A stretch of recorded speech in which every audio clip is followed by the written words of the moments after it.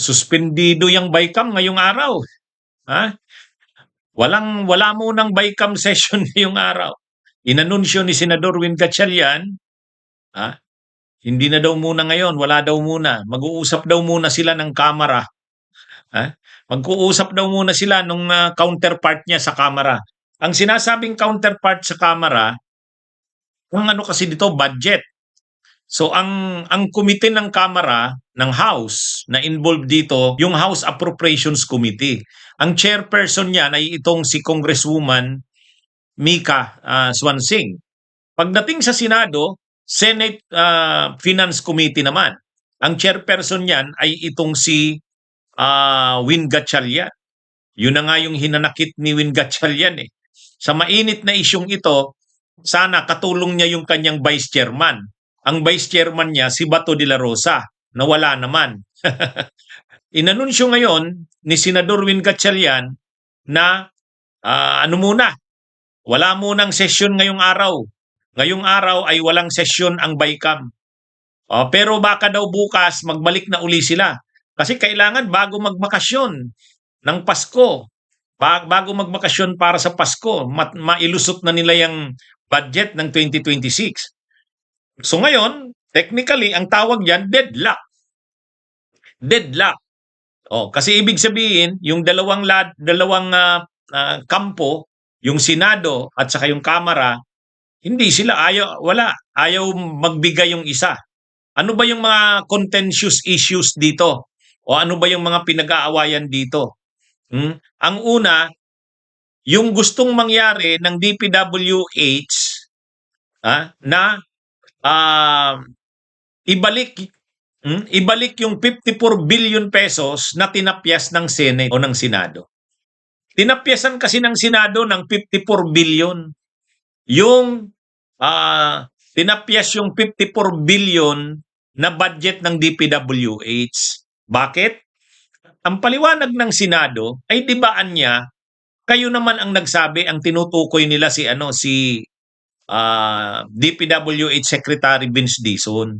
Ikaw naman ang nagsabi niya na sabi nila Senadora Loren Ligarda, sabi nila ni Tulfo, Erwin Tulfo, ikaw, Secretary Vince, ang nag-briefing sa Senado at sinabi mo na overpriced ang costing ng mga materyales ng DPWH.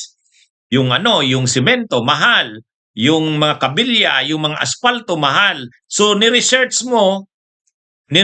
ng team ni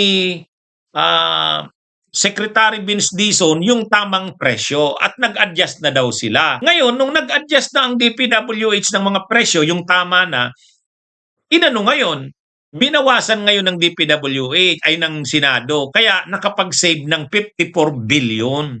Yun yung tinapyas ng Senado sa budget ng DPWH kasi yan yung inayos yung mga overpriced materials kasi dati nga may corruption, ino-overpriced yung costing ng materyales. Pero nung una, ito mismong si Secretary Vince Dizon ang nag-announce na itinutuwid nila, ikinokorek nila yung mga overpriced na costing ng materyales. Kaya doon sa inaprubahan ng Senado na budget ng DPWH, nang kinorek na, nakapag-save ng 54 billion.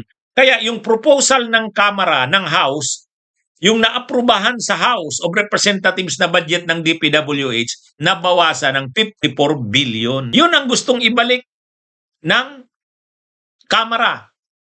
At yun din ang gustong ibalik ng DPWH. Mukhang mapapasubo ang DPWH eh. Kasi siyempre, ang sitwasyon kasi dyan mga kabunyog, may mga usapan yan. Yan na yung sinasabi ng mga kongresista na namumonitor daw nila sa Senado na tinapyas yung kanilang mga projects. Ang sabi naman ng Senado, wala kaming tinapyas sa projects ninyo. Bakit bumawas ng 54 billion ang budget ng DPWH nang nakarating na sa Senado? Ang sabi ng Senado, yan yung nung inadjust na yung costing ng materials at sinabi na ni Secretary Vince Dizon na yung mga overpriced na materials ng DPWH ay na-correct na, ayun, binawasan na nila.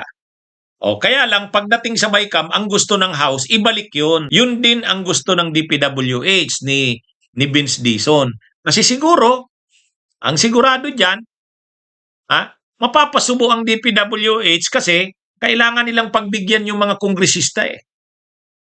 Malaking mawawala sa kanila kapag hindi binalik yung 54 billion na tinapyas ng Senado. Ang problema kasi, si Vince Dizon kasi, siya naman kasi ang nagsabi sa Senado. Ang problema, hindi niya naman pwedeng sabihin sa sorry, nagkamali ako, naapektuhan yung tinamaan yung mga projects ng mga kongresista, ibalik natin. Wala, hindi nila pwedeng sabihin yung ganun. Kasi pag sinabi nilang ganun, ibig sabihin, yun, projects pala ng mga kongresista ang tinamaan doon. Sa totoo lang mga kabunyog, mga kababayan, dapat kasi dito, kung gusto talagang maging transparent, sabihin nga ng DPWH, yung mga projects na nakalista doon, kanino yun na congressman, sinong proponent noon, saang distrito yun, dapat ipakita sa tao yun. Kaya yan nagkakagulo ngayon. Ibig sabihin, yung Kamara, yung mga kongresista, tinamaan yung mga projects nila. Dinadaan lang yan sa ganyang kwento-kwento na tungkol sa cost ng materials. Ang problema kasi, mukhang nagkamali si Secretary Vince Dizon. Nauna niya kaagad na sinabi yan sa mga senador eh. Yung mga senador naman, okay, so overpriced pala ang costing ng materials. Sige, i-correct natin. Nung kinorek yon, malaki ang natipid, 54 billion. Kaya yung original na proposal ng House, nabawasan ng 54. Para sa Senado, wala naman silang kinaltas na projects. Para sa Senado. Kasi sabi ng mga senador, wala namang kaming inalis na mga projects ng congressman eh. Yung inaproba na House ng projects as is yun. Nagbawas lang kami ng 54 billion dahil nga sabi ni Secretary Vince Dizon, nababaan na yung presyo ng mga materyales. Yan yun. O ngayon, mukhang hindi ganun eh. Mukhang hindi ganun. Mayroon itong mas malalim na usapin. Ay, alam mo naman si Vince Dizon, sekretary yan ng DPWH. Makikisama siya sa senador, makikisama siya sa congressman. Ang problema nga, ilang kongresista yan. Ilang kongresista yan. Mukhang tinamaan yung kanilang mga proyekto. Tinapyas ng Senado eh. Ang problema, ang sabi naman ng Senado, hindi naman kami nagtapyas ng project. Binawasan lang namin yung costing dahil sabi nga ni Secretary Vince Dizon, binabaan na yung presyo ng mga materyales. Ay mukhang may malalim tong usapin na sila lang nakakaalam kung ano yung totoo. Kaya nga, ang ginawa nila ngayong araw, wala munang BICAM. Sabi ni Win Gatchalian, mag-uusap sila ni Mika Swansing. Pag-uusapan nila yan kasi hindi nila pwedeng i-live yung pag-uusap na yon. Kasi doon sa live na pag-uusap, kapag naka-live stream, hindi, ganito talaga yan. Sa totoo, ganito. Yan na yan. Pag-uusapan na nila yan ngayong araw, hindi na live. Pagbalik niyan bukas, mayroon na yung mga remedyong naiisip kung paano. Anyway, yan ang isang yan ang isang contentious issue. Ang isa pa, yung tungkol sa MAIF, yung medical assistance for indigent and financially financially incapable patients. Yung MAIF, yon, walang problema, pinagbigyan na ng Senado yun eh. Yung gusto ng mga kongresista na gawing 51 billion, sobrang taas, sobrang laki ng MAIF. Pumayag na ang mga kongresista, ay ang mga senador doon. Ang hindi lang talaga pumapayag yung mga senador, yung sa DPWH. Medyo yun yung doon. Pero yung paglaki ng MAIF, yung medical assistance for indigent and financially incapacitated patients, yun, na pinagbigyan ng Senado yung request ng Kamara na 51 billion, inapruba na.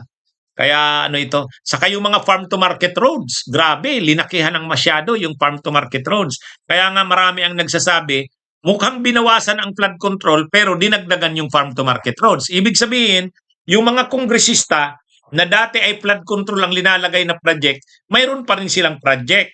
Kikita pa rin sila sa mga kickback doon. Infrastructure pa rin yon.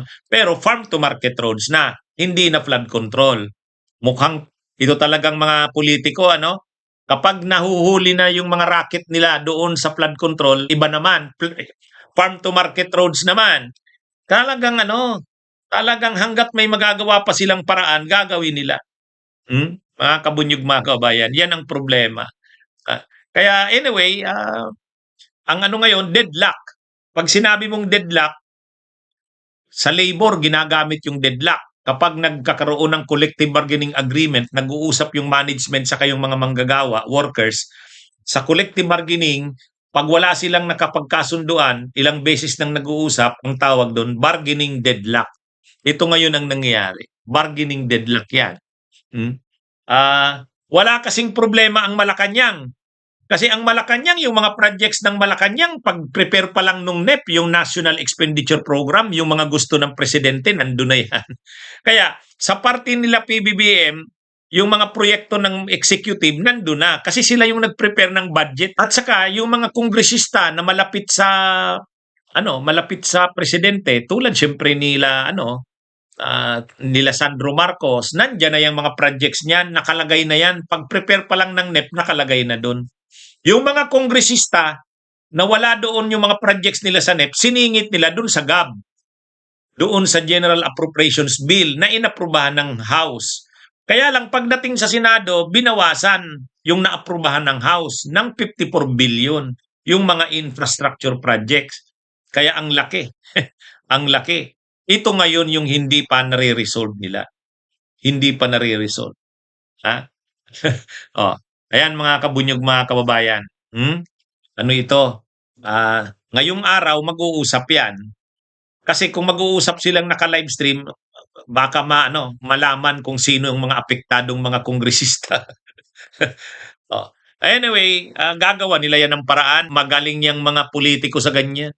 Gagawa nila ng paraan yan. Alam naman nating laging may lusot yan kung paano. Bunyog, bunyog, halikan na kasama ka. Bunyog, kapag buklod ay may pag-asa. Luzon, Visayas, Mindanao, isa ang pananaw. Sa bagong Pilipinas ang bunyog isisigaw. Bunyog.